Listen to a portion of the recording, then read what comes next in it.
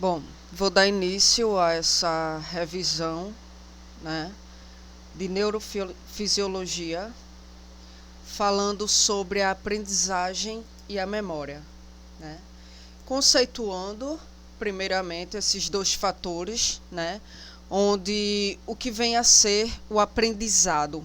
O aprendizado é a aquisição de novas informações ou novos conhecimentos, né? Ou seja, o aprendizado é o adquirir novas informações, é o adquirir novos conhecimentos, né? E a memória é a retenção das informações aprendidas, ou seja, é você tomar posse da informação aprendida, enquanto o aprendizado é o adquirir, né, as informações, os novos conhecimentos, a memória é o tomar a posse, é o assimilar as informações aprendidas. E aí temos a memória declarativa ou a memória explícita, né? Memória declarativa ou explícita, que é o que contém informações conscientes. A memória episódica é a memória individual, ou seja, é a memória que a pessoa tem de um determinado evento.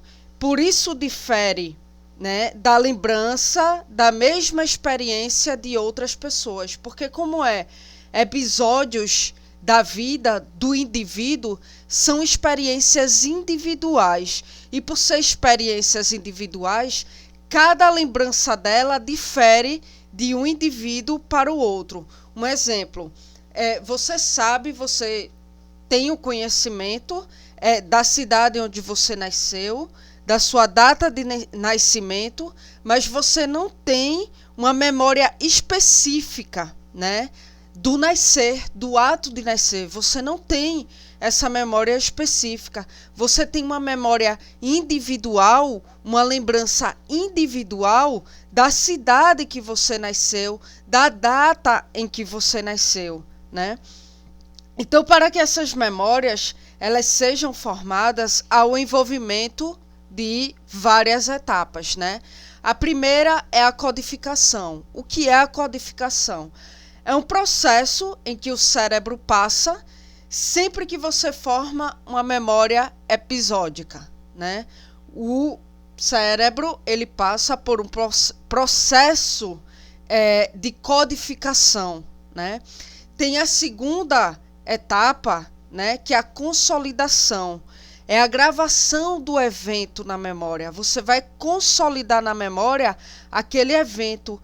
Então, ao longo prazo, né? É a gravação do evento na memória de longo prazo. Temos a memória de curto prazo e longo prazo. Então, a consolidação é a gravação de um evento justamente na memória de longo prazo. E aí ajuda a memória a tornar-se mais fortemente enraizada, de modo a não ser perdida se o cérebro sofrer alguma certa deficiência. Mas ainda assim, a memória episódica, né, ela pode ser afetada por determinados traumas, pela hidrocefalia. O que é a hidrocefalia? É o acúmulo de líquido dentro do crânio, né? Os tumores podem afetar, né, a memória episódica. As doenças metabólicas, como a deficiência da vitamina B1, né, onde a vitamina B1 exerce um importante papel no sistema nervoso, nos músculos e no coração, consequentemente na memória. Então, se ocorre uma deficiência de vitamina B1, isso pode afetar a memória episódica, né? E doenças neurológicas como a doença de Alzheimer, né, que a gente sabe que gradativamente a doença de Alzheimer e outras demências vão afetando a memória, chegando até a memória episódica, né? Então, acredita-se que a emoção ela desempenha um papel fundamental na formação da memória episódica, né? Um exemplo, onde você estava e as pessoas com quem você estava, por exemplo, no dia 11 de setembro, né? sabemos que o dia 11 de setembro foi o dia em que houve o atentado das Torres Gêmeas nos Estados Unidos. E isso teve uma repercussão muito grande, uma repercussão emocional muito grande. Então, em virtude dessa repercussão emocional, a gente tem uma recordação dessa data de uma forma mais clara na nossa mente, né? Eu mesmo me recordo que eu estava em casa. Eu estava em casa com a minha família e de repente eu ligo a televisão e vejo o que é a tragédia, o atentado nos Estados Unidos. Por quê? Porque isso de uma certa forma, mexeu com o meu emocional por ter sido um evento, uma tragédia até então marcante, né? Um outro exemplo de memória episódica, o seu companheiro de quarto do seu primeiro ano da faculdade, né?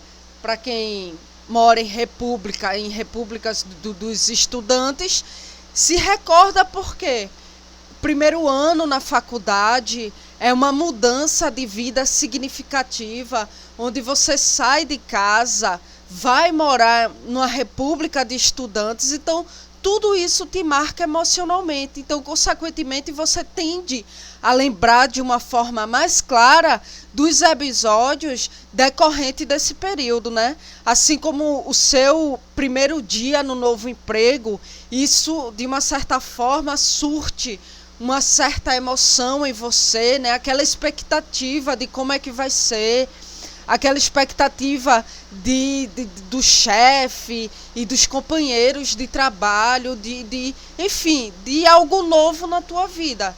Então, por isso a emoção, ela exerce um papel importante na memória episódica, exerce um papel importante no sentido de você consolidar essa memória episódica na memória de longo prazo, né? Temos também a memória semântica, né, que são informações de fatos particulares de um contexto determinado. Ou seja, faz parte também da memória de longo prazo, processa ideias e conceitos que não são derivadas das experiências pessoais, como o caso da memória episódica, e nem está também associado à emoção, né? É a lembrança de fatos recolhidos desde que somos jovens. Ou seja, quando criança, alguém nos ensinou que a grama é verde. Isso, e a gente memorizou isso. Então, isso é uma memória semântica, né? Ou seja, alguém algum dia nos ensinou como usar a tesoura. E isso é uma memória semântica. Veja que nada tem a ver com a emoção, nada tem a ver com a experiência pessoal, mas tem a ver com processos e ideias e conceitos que aprendemos ao longo da nossa vida, né? Como reconhecer os nomes das cores, saber como é que se usa o telefone. Então, tudo isso está guardado na nossa memória. E aí, isso é o que chamamos de memória semântica, né? E essa memória semântica, ela está relacionada, né, às regiões corticais, ou seja, a região pré-frontal, que é a parte da frente do cérebro, né, a região entorrinal, que é a região em que dá origem, é a origem principal do sistema fibroso neural para o hipocampo, né? E a gente sabe que o hipocampo é a principal sede da memória, né?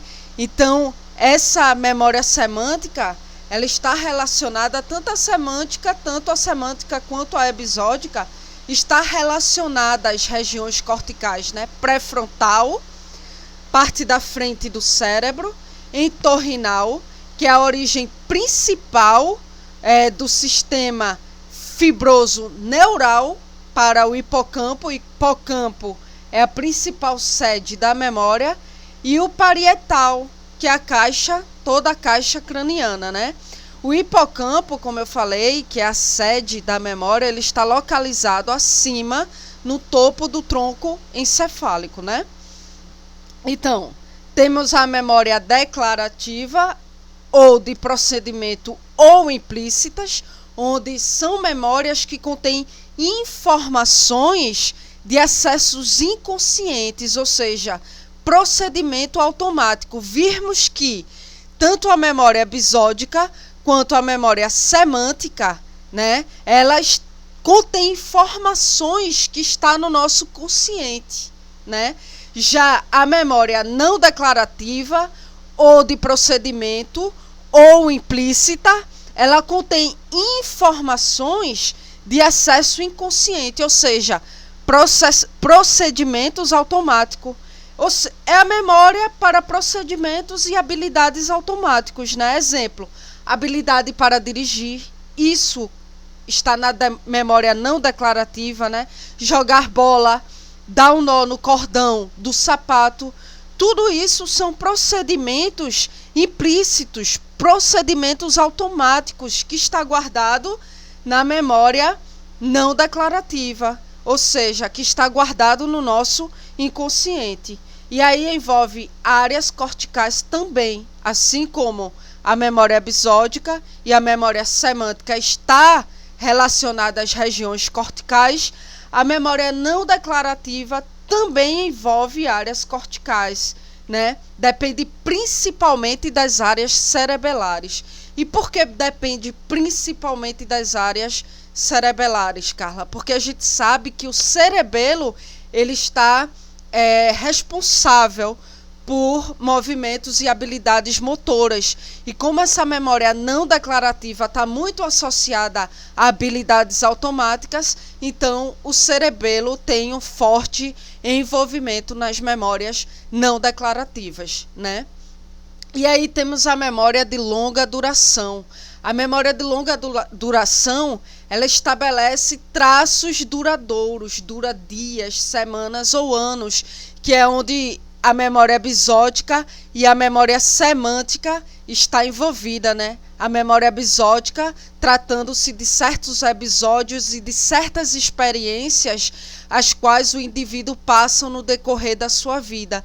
E a memória semântica, como eu falei, está relacionada a fatos particulares que nada tem a ver com experiências emocionais e etc. Então, isso aí está envolvido na memória de longa duração, né? Que é aquela memória que estabelece traços duradouros. E temos também a memória de curta duração, que é a memória que dura minutos ou horas, né?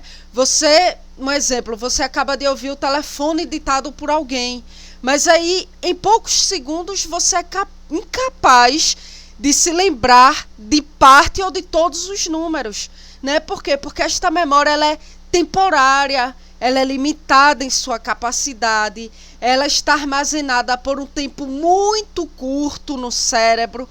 É a memória de curta duração, né? Então, para que ela se torne permanente, para que ela se torne sólida, ela requer atenção, ela requer repetições. Se eu chegar para você e falar agora uma sequência de números e você não prestar atenção e eu não repetir esses números, essa memória vai ser apagada em alguns segundos ou em algumas horas, né? Para que ela venha se tornar permanente, você precisa prestar atenção, você precisa é preciso que essas informações sejam repetidas, né? É preciso que você associe ideias para que essa memória possa ser consolidada, ou seja, associar um determinado um nome a algum objeto, enfim. Mas através de um mecanismo ainda não conhecido, você pode se lembrar subitamente, né, de um fato esquecido. Você esqueceu de um fato e aí de repente subitamente esse fato te vem à memória, né? Como aquele número de telefone que você havia esquecido e aí você de repente começa, tenta lembrar e subitamente através de um mecanismo ainda não conhecido você consegue lembrar do número que até então estava esquecido. Então, neste caso, quando isso ocorre, a informação ela foi armazenada na memória de longa duração, né? Quando você consegue passar informação, quando você consegue assimilar informação, quando você consegue consolidar a informação, ela deixa de estar na memória de curta duração para a memória de longa duração. E aí vamos falar um pouquinho de amnésia, né? A amnésia ela é a perda ou falha da memória declarativa, né? Em caso mais grave, pode afetar a memória procedimental. A gente viu que a memória declarativa é aquela memória que contém informações conscientes, né? Que é a memória episódica e a memória semântica, certo? Então, a perda ou falha de memória, a amnésia, a perda ou falha dessa memória declarativa, é quando a gente de repente esquece de fatos referentes a nossas experiências pessoais, né? É quando a gente esquece de informações particulares que aprendemos em um contexto determinado, né? Então, em casos mais graves, a amnésia ela pode também afetar a memória procedimental, ou seja, a memória que está relacionado às habilidades motoras, né? Que está relacionado às habilidades automáticas, né? Então, temos dois tipos de amnésia, que é a amnésia anterógrada, que é a perda da habilidade de criar novas memórias, né, e absorver novas informações. Você não esquece do teu passado, mas até então você esquece de fatos recentes, você tem dificuldades em criar novas memórias e absorver novas informações, né? Como, por exemplo, uma pessoa que é portadora do mal de Alzheimer, a gente vê que na fase inicial da doença, essa memória recente, a memória recente, ela é muito afetada, né? A pessoa faz uma refeição, por exemplo, agora, e logo em seguida ela esquece que fez a refeição, mas daí então ela tem muito consolidada memórias do passado, né? Então a memória anterógrada, ela é a perda da habilidade de criar novas memórias, de absorver novas informações. Já a amnésia retrógrada, né, é a incapacidade de se lembrar do passado, né? Quando a amnésia ela é retrógrada, você não consegue lembrar de fatos passados, né? Fatos do que você vivenciou no passado. E aí, as causas da amnésia está vinculado à depressão, né? Está vinculado a demências, como Alzheimer, doença de Parkinson, dependência crônica de álcool e cocaína. Isso pode afetar, né, a memória, né? Lesões no cérebro vasculares, né? No caso do AVC, que é um déficit neurológico súbito, causado por um problema nos vasos sanguíneos do sistema nervoso central, e o TCE também, que é o trauma crânioencefálico, que é causado por uma agressão ou por uma aceleração ou desaceleração da alta intensidade do cérebro dentro do crânio. Então, essas são as principais causas da amnésia, né? Então, a aprendizagem, né, significa o processo pelo qual as experiências mudam o nosso sistema nervoso. Na medida que a gente vai aprendendo, vai adquirindo conhecimentos, o nosso sistema nervoso ele passa a ser mudado a partir desses novos aprendizados, né? E desta forma o nosso comportamento também é mudado. Como, por exemplo, quando você lê muito e você adquire muito conhecimento através da leitura, você tem um comportamento diferenciado daquele que até então não tem o hábito da leitura, né? Sabemos que o sistema nervoso ele é o conjunto de órgãos que tem em comum a função de integrar, de regular rapidamente o funcionamento do corpo. Então, isso é modificado por meio da aprendizagem, por meio do conhecimento, né?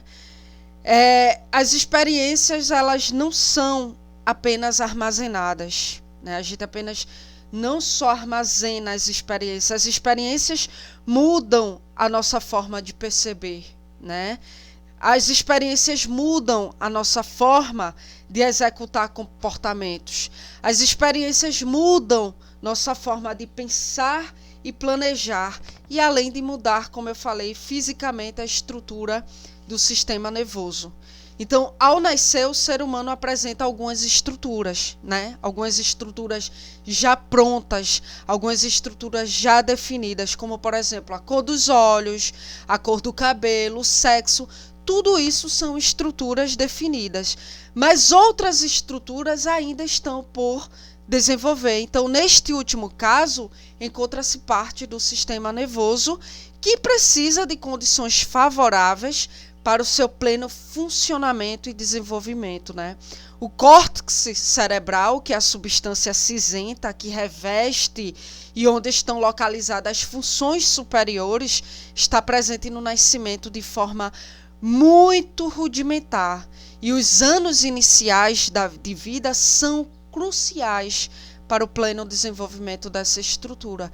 Por isso, importante uma boa educação para o filho, importante bons hábitos, porque a boa educação, o aprendizado, os bons hábitos, tudo isso vai ajudar num bom desenvolvimento com relação a certas estruturas do sistema nervoso que até então encontra-se num estado rudimentar.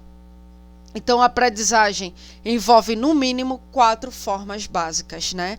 Que é a aprendizagem perceptiva, ela envolve o córtex sensorial de associação, ou seja, recebe informação tátil do corpo, né? A aprendizagem perceptiva é aquela que envolve o córtex sensorial, é aquela aprendizagem que adquirimos a partir do tátil do nosso corpo, né? A percepção, como área de pesquisa psicológica, ela pode ser adequadamente considerada como conjunto de processos pelos quais o indivíduo mantém contato com o ambiente. Então, o nosso contato ambiente, né, vai influenciar na nossa aprendizagem perceptiva, né? O seu estudo é fundamental para a compreensão do comportamento e das experiências dos seres humanos, porque a minha forma de perceber o ambiente, o mundo em minha volta, tem muito a ver com aquilo que eu sou, né? A aprendizagem, ela é uma alteração relativamente duradoura do comportamento. É um conhecimento envolvendo processos mentais que ocorrem como resultado das experiências externa ou interna. Tudo aquilo que eu vivencio, que eu percebo externamente, né, tanto externamente quanto internamente, tudo isso aí vai influenciar na minha aprendizagem, na aprendizagem perceptiva, né? E aí temos a aprendizagem estímulo-resposta, né, que pode ser chamado também de reflexo condicionado. Podemos citar, para dar exemplo dessa aprendizagem estímulo-resposta, né, podemos citar o exemplo da experiência de Pavlov com o cão, né? Ou seja, sempre que apresentamos ao cão um pedaço de carne, a visão da carne, né, a visão que ele tem da carne, a sua olfação, ou seja, o cheiro, provocam salivação no animal. Ou seja, a carne foi um estímulo para o animal responder com a salivação. Então, se tocarmos uma campainha, qual é o efeito sobre o animal? É uma reação de orientação, né? Ele simplesmente olha, vira a cabeça, né, para ver de onde vem o sinal, né, de onde vem aquele estímulo sonoro. E aí, se tocarmos a campainha e em seguida mostrarmos a carne, né, dando ao cão, e fizermos isso repetidamente, depois de um certo número de vezes, o simples tocar da campainha provoca a salivação no animal. Por quê? Porque em repetidas vezes que eu toquei a campainha, eu mostrei a carne ao animal e entreguei ao animal. Então, isso é uma aprendizagem estímulo-resposta. A partir do momento que eu toco a campainha, vai ser um estímulo para que ele possa salivar também. Por quê? Porque ele vai lembrar da carne, né? Então, depois de certos números de vezes, o simples tocar da campainha provoca a salivação no animal, e aí isso prepara o seu aparelho digestivo para receber a carne, né? A campainha torna-se um sinal de que a carne virá depois, né? Todo organismo, a partir do tocar a campainha, né? Todo organismo do animal reage como se a carne já estivesse presente, né? Com a salivação, com a secreção digestiva, ou seja, o que seria a secreção digestiva? Seria a salivação, o suco gástrico, né? Ou seja, uma vez dentro do estômago, o elemento ele recebe um banho de suco gástrico que tem a função de quebrar os alimentos em partículas pequenas, né? Como também o organismo ele prepara a motricidade digestiva, ou seja, o suco pancreático, né? Que no caso do suco pancreático transforma as partículas dos alimentos já quebrados no estômago pelo suco gástrico em partículas ainda menores. Então, toda essa resposta, aliás, todo esse procedimento do organismo é uma resposta ao estímulo dado ao animal, né? Com o simples tocar de uma campainha que o faz acreditar que a carne virá depois, né? Então, é um estímulo, o tocar da campainha é um estímulo que nada tem a ver com a alimentação, né? Ele é meramente sonoro, passa a ser, mas ele passa a modificar o animal no sentido digestivo, né? Porque o animal foi dado aquele estímulo de se tocar a campainha, né? E em seguida apresentar o pedaço de carne. Então, temos também, né, a aprendizagem motora. A aprendizagem motora ela é vinculada a habilidades motoras, ou seja, a aprender a usar tais habilidades em várias situações. Exemplo, tocar violino, né? A partir do momento que você faz isso, estuda esse instrumento com uma certa frequência, você adquire cada vez mais habilidades motoras para tocar o violino, né? O arremesso do basquete, né? A partir do momento que você estuda a melhor forma de lançar a bola, o melhor ângulo, né? Tudo isso está vinculado à aprendizagem motora.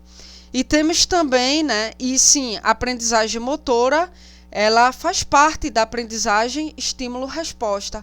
Ou seja, quanto mais eu pratico, mais habilidade eu adquiro, né? É como a questão de tocar a campainha. Cada vez que eu tocava a campainha e mostrava ao animal o pedaço da carne, né? Mais ele ficava estimulado, ou seja, o seu organismo era estimulado a dar respostas digestivas. E se chegasse em um momento em que eu tocasse a campainha, né, mesmo que sem apresentar a carne, mas o animal ele ia dar essa resposta digestiva, porque ele foi estimulado, o organismo dele foi estimulado através de um pedaço de carne a dar respostas digestivas toda vez que a campainha ela fosse tocada. Então, a aprendizagem motora, a habilidade motora, está muito vinculado à aprendizagem estímulo-resposta, né? Quanto mais eu estimulo, né, as minhas habilidades motoras, mais aprendizados eu vou adquirir. Quanto mais eu arremesso uma bola de basquete com o objetivo de fazê-la atingir a cesta, né, quanto mais eu pratico essa habilidade, mais habilidoso eu serei, né? Mais habilidosa eu serei, né? E tem também a aprendizagem motora tem uma orientação sensorial, né? Ou seja, a orientação sensorial está muito vinculada à tua orientação com aquilo que tu estás fazendo. Ou seja, por que tu tem que arremessar a bola de basquete a ponto de que ela caia na cesta, para que tu possa ser pontuado, não é isso? Então, para isso tu precisas, para que tu consiga acertar a cesta, tu precisas ter uma noção, ter um senso de espaço, né? Ter uma noção de distância. A que distância eu vou jogar a bola para que ela caia dentro da cesta, né? Então, tudo isso está vinculado à aprendizagem motora.